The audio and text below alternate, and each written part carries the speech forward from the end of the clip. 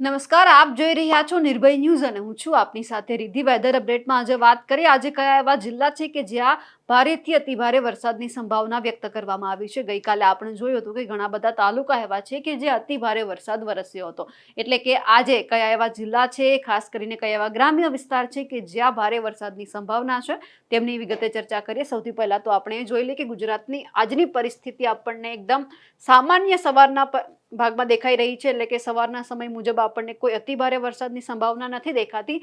ફક્ત આખા ગુજરાતની અંદર સાર્વત્રિક વરસાદ દેખાઈ રહ્યો છે, પરંતુ અમુક એવા વિસ્તાર છે કે જ્યાં ભારે વરસાદ છે. બાકી એકદમ હળવોથી મધ્યમ વરસાદ છે. કોઈક વિસ્તાર એવા છે કે જ્યાં ફક્ત છાંટા ખરી રહ્યા છે, કાળા વાદળો છે, બાકી ક્યાંય જ ભારે વરસાદ નથી. ગુજરાતની જો કચ્છની પરિસ્થિતિ જોઈએ તો એટલો બધો વરસાદ નથી, પરંતુ એમની સાથે અત્યારે જો જામનગરના પંથકની અંદર આપણે વાત કરીએ તો જામનગર પંથકમાં આપણને ક્યાંક થોડો ભારે વરસાદ દેખાઈ રહ્યો છે. આ પરિસ્થિતિ સવારના 10-11 વાગ્યા સુધીની છે.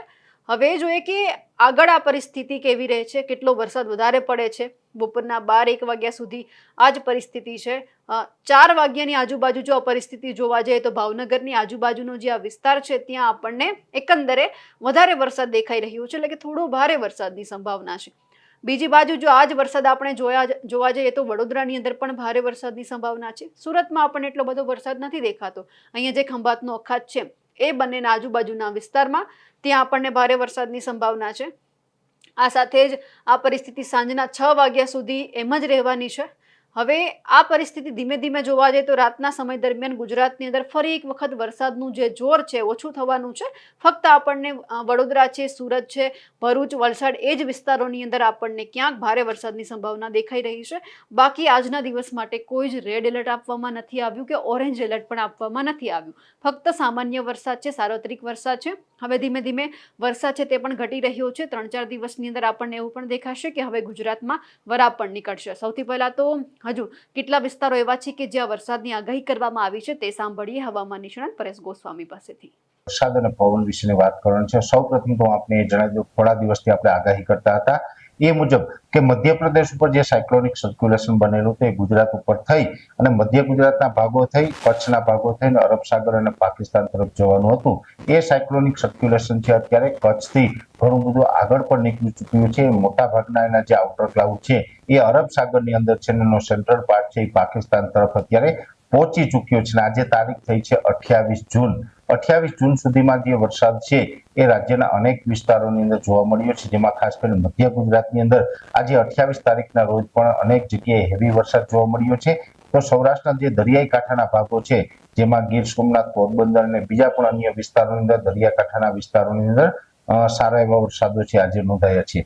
આ વરસાદો છે આપણે ઘણા સમયથી આગાહી કરીએ છીએ એમ કે 29 જૂન સુધી કન્ટિન્યુ રહેવાના છે. એટલે 29 જૂન સુધીમાં હજુ અનેક વિસ્તારોની અંદર સારા એવા વરસાદો પડશે. જો કે 29 જૂન પછી વરસાદની તીવ્રતામાં ઘટાડો થશે, પણ વરસાદો છે ચાલુ રહેવાના છે. વરસાદો બિલકુલ બંધ નથી થવાના, કેમ કે આ સિસ્ટમ છે હજુ આપણાથી દૂર જવામાં ઘણો બધો સમય લાગશે. એટલે જ્યાં સુધી આપણાથી ઘણી બધી દૂર ન નીકળી જાય ત્યાં સુધી ગુજરાતની અંદર વરસાદો છે એ કન્ટિન્યુ જોવા મળશે. પણ ખાસ કરીને જોવા જઈએ તો વરસાદો છે એ તો આપણે કન્ટિન્યુ જોવા મળવાના છે. એમાં આવતીકાલે 29 તારીખ છે. 29 તારીખે પણ રાજ્યના મોટા ભાગના વિસ્તારોમાં વરસાદ જોવા મળશે, જેમાં સૌરાષ્ટ્ર, મધ્ય ગુજરાત અને કચ્છના ભાગોની અંદર વરસાદની તીવ્રતા વધારે જોવા મળશે. દક્ષિણ ગુજરાતની અંદર જે છેલ્લા એક અઠવાડિયાથી જે વરસાદ પડી રહ્યા હતા એ દક્ષિણ ગુજરાતના વરસાદની તીવ્રતામાં હવે ઘટાડો થશે. દક્ષિણ ગુજરાતમાં ધીમે ધીમે વરસાદો છે વિરામ લેશે.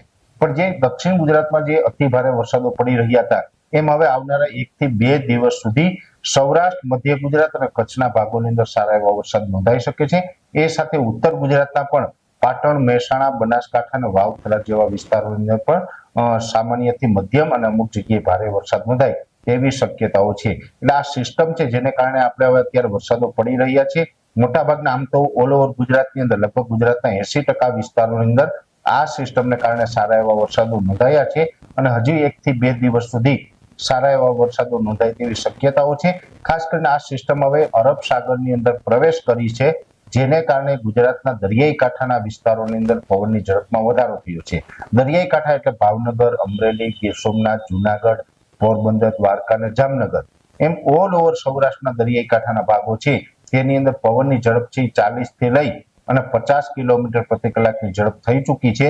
કચ્છના જે દરિયાઈ કાંઠાના ભાગો છે તેમાં પણ 35 થી લઈને 40 કિલોમીટર પ્રતિ કલાકની ઝડપે અત્યારે પવન ફૂંકાઈ રહ્યા છે. એટલે દરિયાઈ કાંઠાના ભાગોની અંદર પવન પણ ફૂંકાશે, બીજા વિસ્તારોની અંદર વરસાદ પણ નોંધાશે. દરિયાઈ કાંઠાની અંદર જે પવનો ફૂંકાશે તે લગભગ આવનાર 3 દિવસ સુધી એટલે કે 29, 30 અને 1 જુલાઈ એમ 3 દિવસ સુધી પવનની ઝડપ વધારે જોવા મળે તેવી શક્યતાઓ છે. અને પવન સાથે વરસાદો છે એ પણ ચાલુ રહેવાના છે. ખાસ કરીને જોવા જઈએ તો જે આ વરસાદો છે એ જે આ સાયક્લોનિક સર્ક્યુલેશનને કારણે અલગ અલગ વિસ્તારોમાં વરસાદો નોંધાશે, જેમાં આ સાયક્લોનિક સર્ક્યુલેશન પસાર થઈ જશે 1-2 દિવસની અંદર. તે પછી પણ છૂટાછવાયા હળવા સામાન્ય વરસાદી ઝાપટાઓ તો ગુજરાતના અલગ અલગ વિસ્તારોની અંદર ચાલુ રહેશે. એટલે અલગ અલગ વિસ્તારોની અંદર સામાન્ય ઝાપટાઓ જે પડી રહ્યા છે તેમાંથી કોઈ રાહત મળવાની નથી. સામાન્ય ઝાપટાઓ છે ચાલુ રહેશે અને 1 થી 2 દિવસ સુધી હેવી વરસાદ પણ જોવા મળે. દરિયાઈ કાંઠાના વિસ્તારની અંદર પવનની ઝડપ પણ જોવા મળે. દરિયાઈ કાંઠાના વિસ્તારમાં જે પવનની ઝડપ જોવા મળવાની છે, જેમાં ખાસ કરીને દરિયાકાંઠાથી લઈ અને 50 કિલોમીટરના એરિયો હશે, એટલે કે દરિયાકાંઠાથી 50 કિલોમીટર અંદરના એરિયા હશે, એ તમામ એરિયાની અંદર પવનની ઝડપ છે થોડીક વધારે જોવા મળશે અને બીજા તમામ વિસ્તારોની અંદર વરસાદનું પ્રમાણ પણ જોવા મળશે. એટલે ખાસ કરીને વરસાદ અને પવન વિશેની અગત્યની માહિતી હતી. આપના વિસ્તારમાં અત્યારે કેવો વરસાદ પડી રહ્યો છે કમેન્ટ કરીને ચોક્કસથી જણાવજો. સાથે જ અમારી નિર્ભય ન્યૂઝ ચેનલને લાઇક, શેર અને સબસ્ક્રાઇબ કરવાનું ભૂલશો નહીં. નમસ્કાર.